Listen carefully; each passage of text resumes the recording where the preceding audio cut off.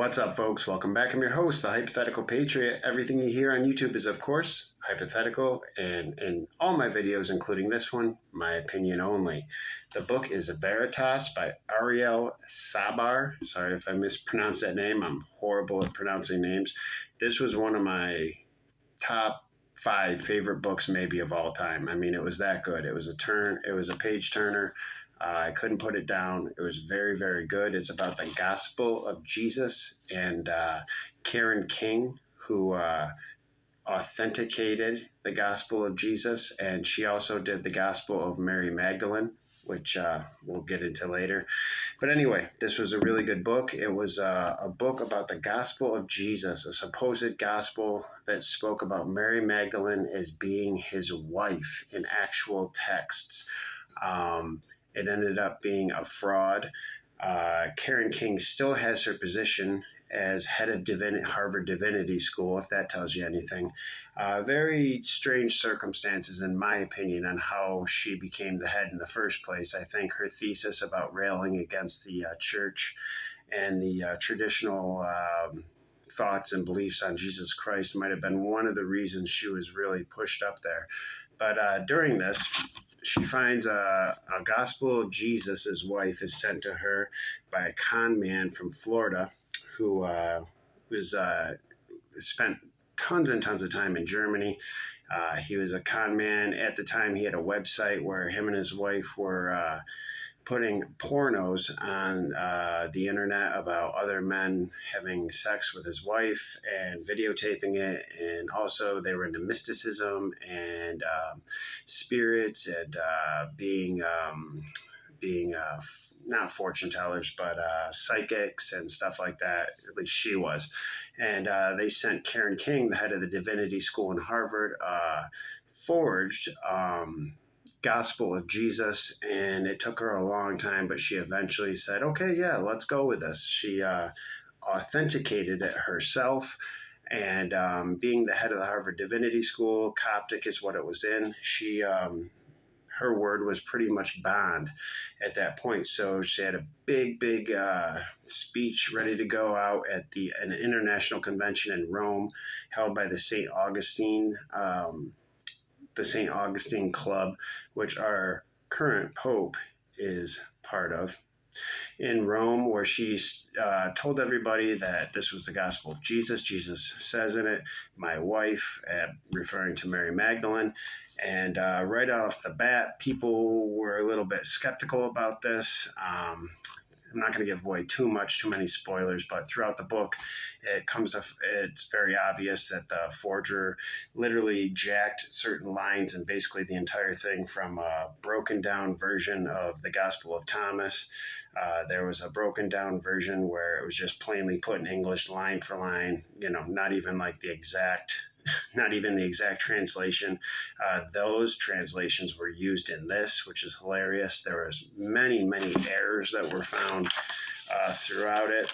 A lot of people could not believe, a lot of very high up people that had no connection with Mrs. King or Miss King had very strong opinions how it was fake from the very beginning.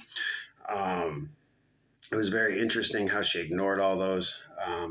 A lot of people she got to authenticate this weren't even in the field of Coptic. A lot of them were old friends of families, old neighbors. I think a brother-in-law also did it. I mean, chemists, I can't remember what they actually were, but people that had nothing to do with authenticating Coptic texts from ancient times. She dated this. She dated this earlier, around the 3rd century, but said it could have been earlier because there must have been discussions when St. Augustine was saying that Jesus was celibate, and this must have been part of the discussions. That's what she used to authenticate this. Complete joke. When they actually came back with the text on what it was and what the authenticity was, it was 741 was the dating they used for carbon-14 dating, not 350 to 400 like she said in the first place. That's a huge difference to anyone that knows. There, on line 6, third letter to the right, there was an obvious forger mistake. People were pointing this out nonstop. She wasn't getting back to people. They used every excuse in the book. Oh, you're just going against a woman, a strong woman. They used the feminist angle. They used the you just don't know what you're talking about angle. Her dating methods were absolutely, in my opinion, ridiculous. They tell you to believe the experts, believe the experts. Well, who's a higher expert on religion than the head of the divinity school at Harvard? And her way of dating and dating Mary Magdalene earlier than the 3rd century, where a lot of Gnostic texts were obviously released by then. So it just puts them in that area. She wanted them before that. She said because there were discussions, these must have been part of the discussions. That's the leap that took place there. So when I went down to it, in my opinion, she didn't want to hear any of it. And come to find out, the entire time she was being, and I believe she knew this, but she was being lured and pulled along by a con man who was putting out pornos on the internet. He studied in Germany way back in the day. He did like 1 year of Egyptology and Coptic, and he wasn't even that good at it, which his forgery shows. He also tried to give her, I think it was a St. Joseph, another text that he said was very ancient and very legit. And Harvard actually had these and might still have these in their museum to this day. She has never, ever been reprimanded for this, to my knowledge. She's still the head of the divinity school. There's been zero, she hasn't even come out and said that this is completely wrong yet, to my knowledge. On page 130, she said, the authenticity is, quote, just about as strong as you're going to get. One may wonder, was her desire to go after the church, which you see in the earlier pages, which she felt was too stingy and a little too stuffy for her, did that overwhelm her judgment enough to promote an obvious fake and think that everyone would just turn a blind eye to it?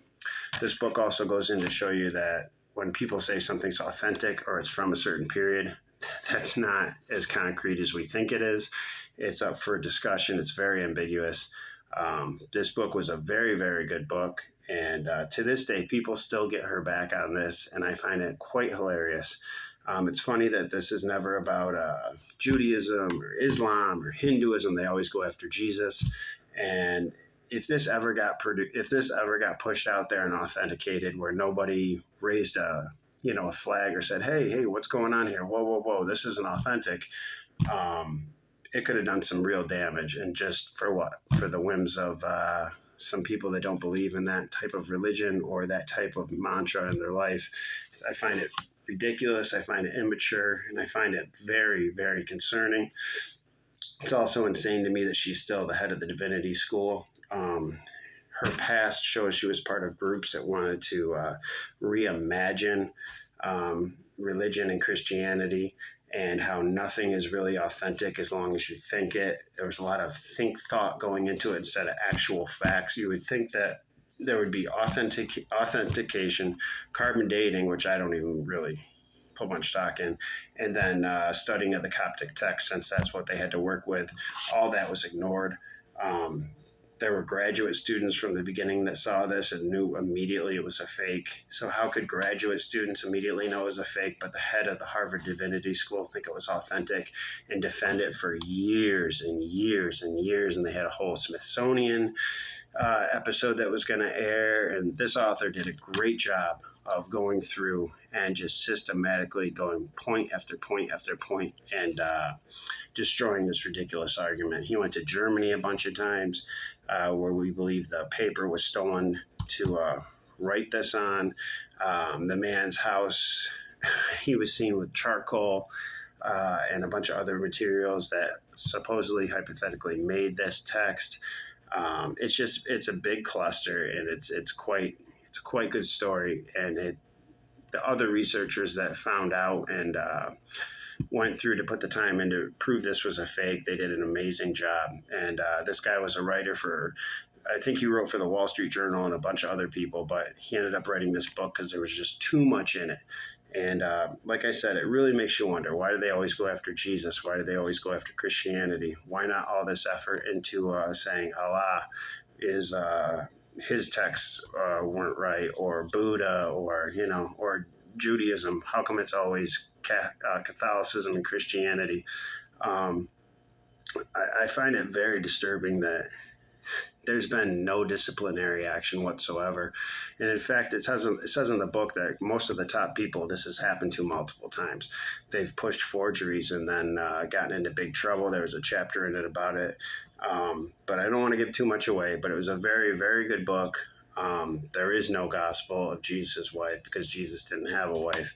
But man, did they try to make it so. So anyway, this book, Veritas, very good book. All this was my opinion only. And Ariel Sabar, I think he deserves millions and millions of awards for this. He did get the National Book Critics Circle Award, which is a good award. But anyway, this was Karen King. She did a wonder on this. I mean, it was a complete catastrophe. She's also the woman that authenticated and translated the Mary Magdalene gospel. So draw your own conclusions there.